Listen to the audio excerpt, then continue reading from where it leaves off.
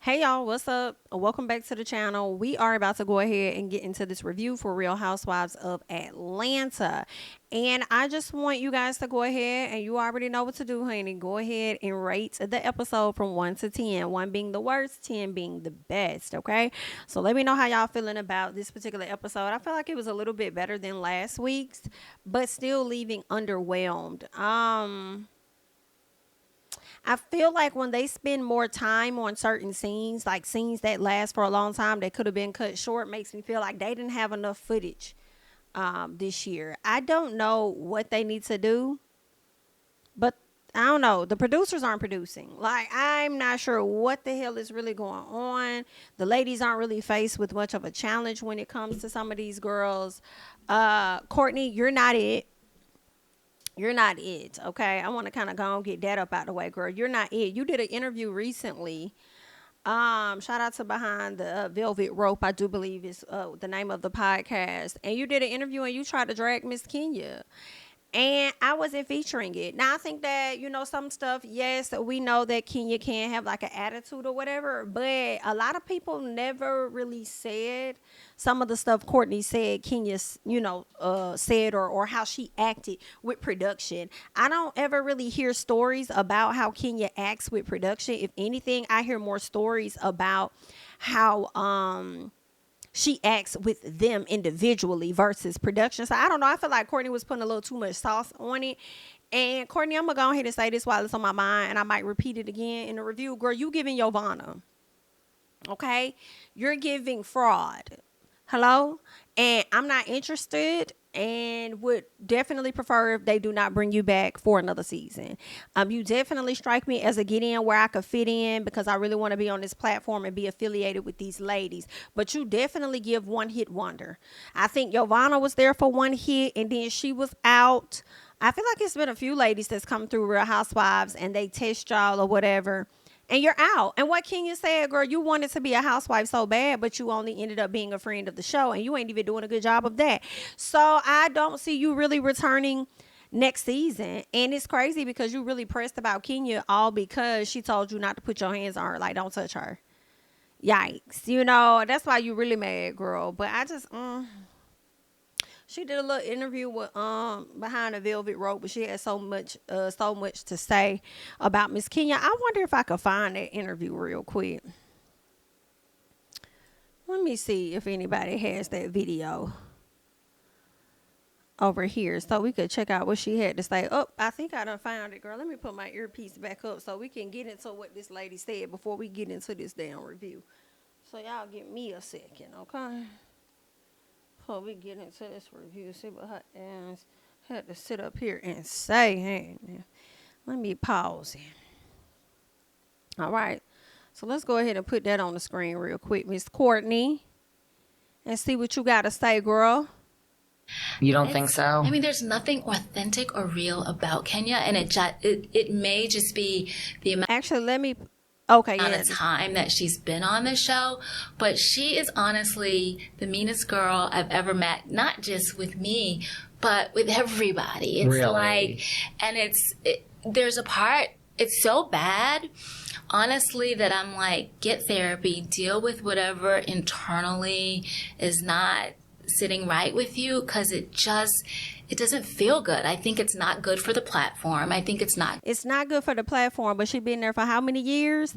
It's also giving that you could have gathered some details that Porsha may have said about Kenya while on the show, and try to use that at this time, and it's not working. It's not working. And did y'all know Porsha and Kenya ended up following each other back? I think they had spent some time out of the country or somewhere with Miss Kandi or whatever like that. So they seem to be on good terms. But anyway, Miss Courtney, girl, I can't. I think you thought this was going to win you over with some of the fans, especially the ones that don't like Kenya. But I feel like even some of the ones that ain't a fan of Kenya still see the cap in what it is that you're saying. Good for the show, because we go into these scenes and we want to have fun with the girls, and it's just like there's that dark shadow, and if you're not aligned with her or hyping her up or moving the way that she wants, it just doesn't. And this a bitch that's been there for one season now, y'all. A piece of a season. It never ends well. I mean, one thing Nene has said is that, like, Kenya, whether you like her or not, she's needed for the show. Would you agree with that? I would not agree with that. Of course you I wouldn't, think that 'cause she on Kenya your has damn had a head. long-standing role on the show. This is what I hate. I hate that the reunion was already filmed and she couldn't dig in Courtney's ass about, you know, some of her statements. But I really hope Kenya got Courtney together at the reunion. So she's developed fans, and it's just simple math, right? Like, over time, the people who relate to you, resonate with you, you're going to have that. You put another strong personality in there, a Porsha, no one's going to miss Kenya, right? Like, so it's... I'm going to interject again because when didn't they demote Kenya or pull Kenya off the show? When she ended up getting married to Mark and Porsha was on the show. I think Nene was even on the show and Kenya's presence was still missed. What the fuck is this woman talking about? Even though we all know that she's a fan. Like, I can't. It's just having a strong lead that's good for television. I think if you put someone in there that's more fun and more willing to make fun environments, yes, the fun shade is cool, having conflict, but the key to me in real life is you have conflict with your friend group, but then you move on. If not for your personal, like, even with Kandi, before I was totally ready to move on, I knew it would be in the best interest of the group and when we got together. So just the responsible, accountable thing would be to be like, you know what? You're right? Let's move on. Let's have fun. And so that's what I feel. That's how I feel. Well, I think that's what Bravo and production likes too. I mean, I think that's what Housewives is. It's conflict resolution. Well, there is no resolution with her.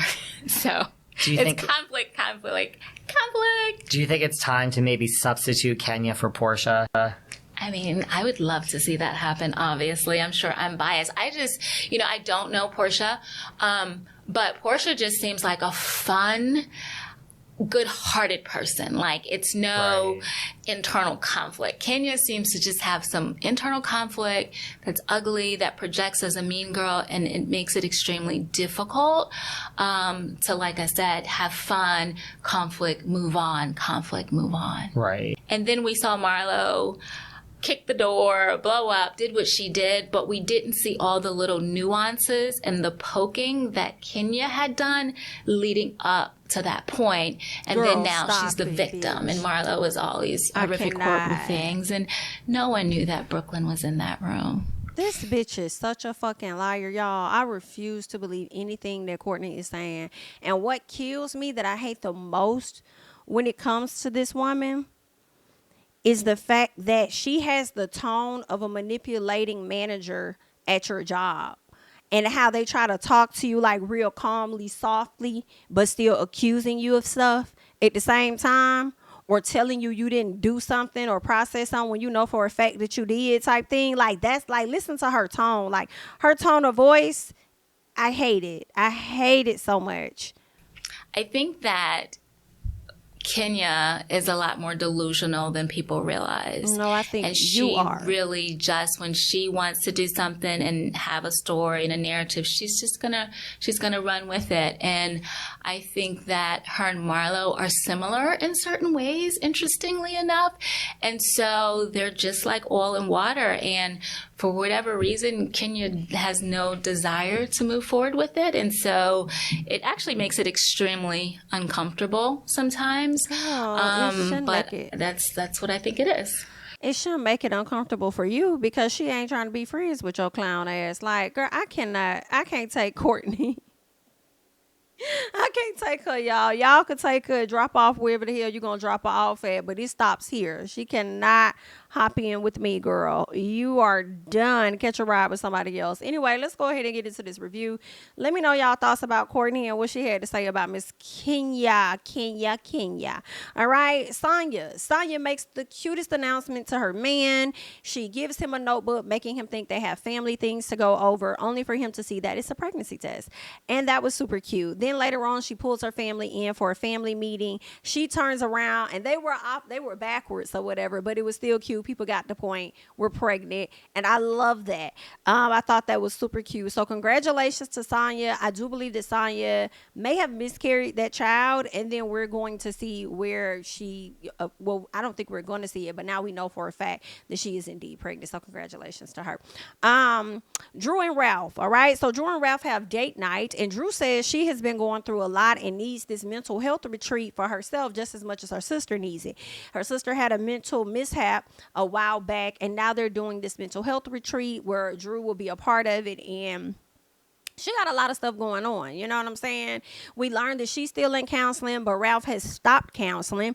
Ralph says they should apply what they have learned in counseling. So what I took from what Ralph said, because he was trying to talk so complex for me, it sounds like the counseling that he already has, he wants to apply and work on that in the relationship. Instead of continuing to go to counseling and being dictated to and told what he needs to work on and what he needs to do and da-da-da-da. It's like he wants to kind of like, I don't know if it's do it in phases or just create excuses as to why he doesn't need the therapy, right? He feels like the things that they already have learned, they need to implement. Instead of him continuing to sit there, because he feels like sitting there and being told what he's doing wrong all the time is only going to make them get a divorce. And I just feel like it's only doing that because you don't want to work towards nothing. Like you lazy. You don't want to have to do all of that. That's why it's going to likely lead to a divorce, you know. But Ralph ain't trying to hear that. He just like, girl, we could do this without counseling. We could figure it out. Let's just work on what we need to work on together and move forward. So, what else? So it sounds like, so I said, he believes not going to counseling has actually helped him because he said that he's had less blow ups since he stopped going to counseling. He also sounds like he is more triggered by counseling, and it really sounds like he isn't and doesn't want to do the work. Okay. Now, Drew says that she isn't going to mother him or monitor him. And I was like, I'm here for you, Drew. As you shouldn't. Don't mother or monitor his ass. If he don't want to show up, that's going to be on him. So when Drew does the work and she evolved past your ass, that's just going to be on you, okay? She does say that she would like for him to do the work, you know what I'm saying, with her. And she also needs him to show up because she got a lot of stuff on her plate. She got a lot of bookings and stuff. So she needs him to show up and she wants him to help out with the kids because she's going to be away for 2 weeks. Do you know, instead of this man creating a solution that's going to work for the both of them, he begins to give her pushback as to why they can't do that. I said, girl, no, he didn't. No, he did not. And it's like he applied the pressure back to Drew. Like, you're not going to put all this on me. Girl, if that ain't giving Marceau, I don't know what the fuck is. Like, what? Like, no, like, I don't know if you understand, but I've been busy. I've been busy before you was actually booked and busy. You feel what I'm saying? So if you think that I'm finna sit at this house and worry about these kids and make sure they eat and bathe and all of that, put their clothes on and shit, absolutely not. Because, you know, I travel more than more than anybody. And Drew is like, well, you already know that, you know, Todd does his daddy daycare, so why would you not want to do that? Because I'm not no motherfucking Todd. That's the problem right there. You think I'm motherfucking Todd. I'm not that man. Okay? I'm not that man. I run shit. We don't work that well together, girl. I run shit. Understand? So I just didn't like that. Then he had the audacity to say that he trying to be Michelle Obama. And he trying to be like the Obamas, basically. Then he flipped it and said, I can Tina the Turners, whatever the case is. The moral of the story for me is that Ralph wants to be a celebrity just as much as his wife is a damn celebrity. He wants to be seen on the same level as her so fucking bad. But I need Ralph to understand, baby, you will never be on the level of Drew, ever. We knew her before we knew who the fuck you are. Okay? Okay, so let's not. I don't understand that you want to be a celebrity so bad. It's giving Peter Thomas so bad. That is cringeworthy. I cannot stand it. And you don't know what the Obamas did together to work together so that they both can be the successful individuals that they are. If you want to be a successful couple or whatever, like, y'all gonna have to do this together. And you're not trying to, put in on this. And I just really don't like that he didn't offer a solution. If anything, he offered more of a headache and offered more pressure on her than to try to accommodate her and figure out, okay, well, let's figure out something so that I can make sure that I'm able to do my part, be there for the kids, you be able to do what you need to do. Like, that's partnership. Just go be single, sir, and be a co-parent.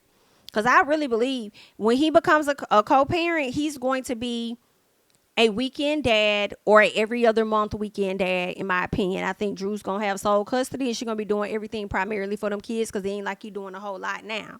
Okay.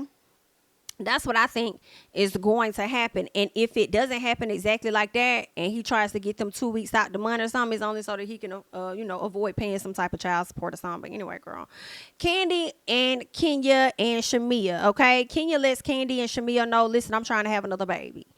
And then Kandi said, girl, who the gonna be the daddy? And she was like, well, I got some more embryos with Mark. Okay. And then she like, so is you gonna let him know about it? She like, you can't just be out here just putting embryos in you that belong to somebody else. And Kenya said, bitch, yes, I can.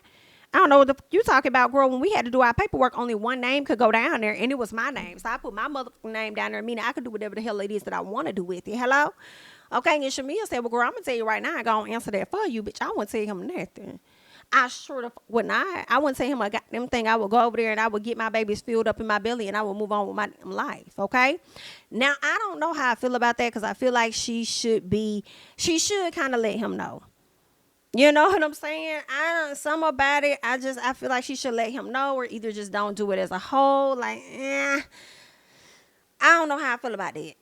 You feel what I'm saying? Because I feel like Mark is already hell on wheels. Why would you want to put him in a position for you to have another child by this man? What if he try to sue you or something? Like, you need to look up those laws too. Like, yeah, y'all may have embryos together and she may have signed some paperwork or whatever like that. But if she doesn't have the conversation or get any other type of consent, what if that man try to sue you for trying to have his child or whatever? I don't know. It's a very complicated situation that doesn't necessarily have to be complicated, because it is giving just go and use somebody else's sperm. But I know that y'all got this sperm. It's like, why throw away my eggs? You know what I'm saying? My embryos with this man when I could just implant them. So it's like, girl, it's complicated. I hope you figured it out though. I hope you figured it out. All right. What else is going on? She's wondering whether or not when she gets her surrogate, if she's going to be jealous of the surrogate. Girl, I don't think you're going to, I don't think you're going to be jealous of that surrogate at all. I know you would love to carry, but girl, you can still drink, do whatever it is you want to do while somebody else is carrying your baby. All right. If you trust them enough to move them into your damn house, then I guess you could try that if you want to. I don't know. You know what I'm saying? But girl, I think you'll be fine. What else? They speak on Martell, because Sheree had a birthday dinner, honey. Yes, she did. She had a birthday dinner. And at that birthday dinner, Martell was there. A lot of her good friends were invited. The meal ended up being about $1,500, but Martell said, I'm not paying this. Okay, because you ain't nothing but a friend, girl. You're not a girlfriend, and I need you to understand that immediately. Okay, you are a friend girl. Therefore, with friend girls and not girlfriends or wives, I don't pay the bill for everybody at the table, and I ain't even got it like that because I got 5 motherfucking children anyway. So your friends is gonna have to cash out me the coin. Okay, so go ahead and send that over. And I don't know how I feel about that. I don't know. I feel like it should have been clear if everybody was going to come out. I think that you should communicate that and make sure people know, like, hey, we're doing a function. Y'all come out for the birthday, but this is it. Everybody's tab will be covered individually or something. Like, I don't think it's nothing wrong with that. But at the same time, here's the gag. Sheree, you be walking around and you be over here slick bragging about Martell, and we be wanting to take shots at everybody else, man. But meanwhile, he don't even think good enough of you to even pay for, the whole table or whatever. Now, $1,500 can be a lot of money depending on who you are or whatever like that. But it's just funny how you be trying to brag about him and then be trying to check other people about their man, but your man over there asking your friends to cash app them. You over there talking about how Roy isn't available, or you haven't seen Roy. You don't know what he looked like, so you don't even know if Kenya really dating him. But I guarantee you, Roy could have paid that $1,500 times 5. Hello? Hello? Because one thing about it, Roy is not broke. Why is it going on, huh? You okay? Are you there? Okay. Hello? Girl, I cannot take it. Anyway, that was funny. And then the gag was that Marlo and Sanya was the ones running around talking about your ass. And Sanya can't say that she didn't do it because we clearly saw that you was talking to Kenya. Hello? Okay, girl. And I loved it so much because Sanya is loyal to none of you. This is now what I'm starting to see. She's not loyal to none of y'all. And I didn't mind her talking this about Sheree. I love to see it. I loved to see it. The way she was over there running that mouth about Kandi or whatever else. Let me tell you something. Sanya is letting us know that she's an equal opportunity person. And everybody can get talked about behind their damn back, okay? So that's just where we at with that. Sheree, she done took her dog to this groomer. And I've complained about this before. I think I was watching a different show. But let me say this. Y'all pet groomers are pissing me off. And I don't like this whole she washing the dog. Like if I take my dog to you, bitch, wash my dog. Wash them. Don't give me this spray. You're thinking I'm finna, this an interactive type thing and we're going to do it together and I'm going to wash them. No, bitch. We're not going to do that. Because if that's the case, you finna take half off of this damn price. Now, why would I bring my dog into the groomer for me to wash half of him when I could have washed his ass at the house? No, I brought him to you. You do it. Get somebody else to do it. Because I'm not finna do it. What? Girl, what? So I ain't like, this is the second time I done seen something like that now where the dog had to go somewhere and y'all over here trying to get people to pitch in to wash. Unless you showing me the proper ways to wash my dog, possibly. But outside of that, girl, you wash them. That's why I brought him here. Girl, that was pissing me off. Anywho, she got on the phone with Martell or whatever. Sheree gets in the confessional and they asked her what kind of gift did Martell get her, and she said he got her an Alexander McQueen bag, baby, and then turned around and said that it wasn't on the high end, it was giving every bit of the low end. Okay, so basically he went and bought her a cheap one. I mean, at least he got you a bag, but at the same time, what was the brag about? Hello. Okay, remember you was bragging. What was the brag about when it came to Martell? Didn't want to sit up there and talk about how you see a future. I see a future with him. You know, it's been 6 months, yada, yada, yada. Stop it, Sheree. You're looking a fool. Don't bring that man back next season. You hear me? Don't bring that man back next season. You need to take a strong break from these men out here embarrassing yourself. Okay? Y'all be out here trying to say Kenya didn't pay for this person or whatever. I guarantee you them men ain't embarrassed her half as much as what her people done did. Girl, you over there sending money, getting on the phone, all with a man that's locked the hell up. Only for him to get out and play your ass to the left. Sending money, hopping on the phone, flying, driving hours out. He don't even show up, stood you up. Girl, I don't know. Girl. It ain't looking good. You need to stop talking about other people's men's. Okay? Because your men's is a little, okay, shaky. Anywho. So, table read. Kandi does this table read. Drew pops up, of course, because she's a part of it. It was very awkward for a moment because we know they haven't been on the same page since Kandi called her out for kissing Toya. So glad we're moving past that. It is what it is, right? While they're there, they're working with up-and-coming director Bobby Huntley. Love Bobby. His work is just so great. I pray I get the opportunity to work with him before he like blows up or whatever like that. But he is like, I mean, because he's definitely like, he's getting there for sure. Like his stuff like years ago was like, he was giving quality stuff. Like when nobody like really knew his name, like he was doing quality content. And I think he could have did like some screenings in LA for his project here in Atlanta and different stuff. Like just Bobby just be on it. So I'm just like, okay, let me put that on my vision board because I love the fact that he's working with Kandi on this Kandi and Todd on this project. I think that looks great under his belt and stuff. I think that's just so freaking awesome. And they may try and do more work with him, right? And then next thing you know, he really gonna be like a household name, and it's gonna be like, oh, y'all got into that Bobby Huntley film. Like it's super dope. And I love that. What I also like is that Kandi does put her friends on. Like Monyetta Shamia is also a part of the film, and she also gives opportunities and chances to regular people. Like if you out here on your grind, on your hustle, like she may see you and she might want to be like, yo, how can I help? Like I love that. I love that so much. So I think that's dope. Shout out to Bobby. What else? Let's get to the mental health retreat. Okay, so everyone is there.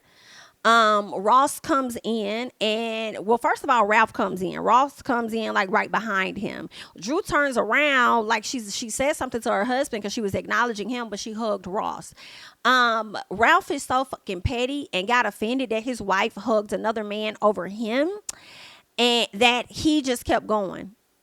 Okay, and he hugged everybody in the building. And when she was like, hey, husband, he was ignoring the hell out of her. Okay, hugged everybody in the building. She had to go up to him and say, hey, husband, I haven't seen you. And then she wanted to hug on this man. Listen, ain't no way my husband finna walk into a bed. Now, granted, I do think she should have greeted her husband first, though. I ain't gonna lie. I think if you know, that's her, I mean, but if she didn't, I don't think anything is wrong with it. I don't think it's anything to make a big deal about. But I do think, like, just go and greet your husband and whatever. But at the same time, if I just happen to hug somebody else and my man think that he finna ignore me, in that moment, I will be even more pettier, which is really not healthy. But I'm not going to talk to your ass for a good minute. And I'm going to act like you didn't exist. That's the role that you want to play. See, Drew, you don't necessarily always know how to match his petty. And that's the problem. You know what I'm saying? But that was really petty. And she says this is a typical thing that Ralph does. Like, when he feels like he's been disrespected, he just reacts or does stupid shit instead of just properly expressing his emotions and his feelings and how that made him feel or whatever the case is. And I'm like, yeah, that probably is why it makes sense as to why one of y'all was down there filing for a divorce and the other one was rushing down there to beat the other one. Like, whatever it was, you know what I'm saying? So y'all got some other shit going on. Tit for tat, pity pat. What else is happening here? Let's see. Ralph and Drew both talk about the lawsuit, okay? And what we learned is that the lawsuit has gone from $1,000 to $10,000, okay? Now, that's not the part that moved me. What moved me was the fact that Drew sat up there and had Freddie O, at least that's who it looked like from behind, filming her ass on a low-budget press conference is what it was given, a low-budget ass press conference. And I'm like, first of all, at this time, all we knew was the 1,000. At least that's what it looked like, because this was a flashback. So my thing is, girl, you're doing a press conference, a fake one for $1,000 damn dollars? Really? Really? See, Drew, you know what you make me think about sometimes? And then the way that you cried about the lawsuit was like, oh my God, this is damaging to my family and this, that, I've never been sued before and all this and that. I just think you over exaggerate situations. I do. I think that you over exaggerate a lot of situations. And I think that as much as Ralph is wrong in a ton of things that he does, I feel like sometimes that's why he don't be taking you serious all the time, because of how you over exaggerate shit. You overdo shit. You make shit bigger than what it is. So I feel like as much as he may operate from a space of being petty and not properly communicating, I think you do a little bit of that your damn self too. Or you over exaggerate when he's just like, it's not that big. All you got to do is just, you know, just talk to me and just tell me this and that. You be trying to make it seem like the damn world is ending type thing. So I don't know about that, Drew, because what makes me think of that is this whole court case, okay? The way you was crying all over the place, and then now your ass standing up over here doing a damn press conference that I don't think that we ever saw. I don't think nobody saw that. So you was filming that for some other shit, but it was giving bullshit for me. What else? They speak on the group being divided, and Mayetta says that she felt like the ladies were in a collusion, and that's because Courtney was over there trying to fight to prove her love to Marlo, Sheree, and Sanya. Now, Mayetta also said that Courtney called the girl a bitch. Now, when they played the footage, at first I thought that, you know, she did call Drew a bitch, but when I went back and watched it again, that's not what I got. It looks like she was talking to Sanya, but that's not the part that moved me. What moved me was Courtney ass sitting up there saying, oh, well, I would never use that word, and I would never call any of you ladies that. And I love when the camera rolls that beautiful bean footage and catches you in the lies that you tell, because you did. Okay? Because you did. The only issue is that Drew is going to take offense, and she's going to think that you're talking about her, but make no mistakes and understand. You weren't caring about Drew for real. What Mayetta says she saw is what she saw. Okay, and collusion may be a strong word, whatever it is, some type of form of alliance or whatever was happening. You were sitting there, in my opinion, trying to prove to those ladies that you're more so aligned with them than you are with Drew. Let's be very clear about that. And did y'all catch when Courtney sat up there and said cousin-in-law? She wanted to make sure that y'all knew it was in-law. I said, baby, something didn't happen. Because Drew just last week or at the top of this episode, she was talking to Ralph in the closet and said that Courtney is just Courtney now, not cousin Courtney. So something done transpired between them behind I want to say behind the scenes, but something has transpired between them on camera or off that they are not showing us for them both to say that. So they not effing with each other for real. But make no mistakes about it. Courtney's trying to get in wherever the hell it is that she can fit in. That's number one. And it's giving that she's trying to slide in over there with Marlo and them, thinking and hoping that it's going to give her another opportunity to return to the show. And I hope this is your last. We thank you for your services. Come on, Shawnee O'Neal. Was there anything else? Sanya announces her pregnancy to the ladies. That was cute. They were all happy for her. I thought that was a nice moment. Drew sits down with Dr. Ken for counseling. She's crying all over the place. We done learned that Ralph asked and her, they really not talking, and he done moved out the room. So he ain't even sleeping in the room with her. What else? She says she wants Ralph to care more about the things that are important to her. And she says that he isn't trying to give any effort and she doesn't really know whether she should go or leave. Okay. I don't really want to stay. I don't really want to go. Can we get it together? All right. So she's caught in a rock in a hard place. I don't know what's going to happen with Drew. I guess it'll be to be continued. And we shall see. You know, Drew, you can prolong this divorce all you want to, baby. It's going to take some drastic measures for him to like really turn around and do some things. But I just really feel like you're only prolonging the inevitable. Y'all can stay together for 2 years. And I feel like when y'all finally do divorce, it's going to be much worse than now. Than it has ever been, in my personal opinion. Okay. But that's it, y'all. That's really all I got on Real Housewives of Atlanta. Y'all leave y'all thoughts and comments down below, honey. I'm Jamie, that's me. Don't forget to like, comment, subscribe, share my videos. Follow me on Instagram and Twitter at Jamie, that's me. And I'll catch you guys in the next one. Bye-bye.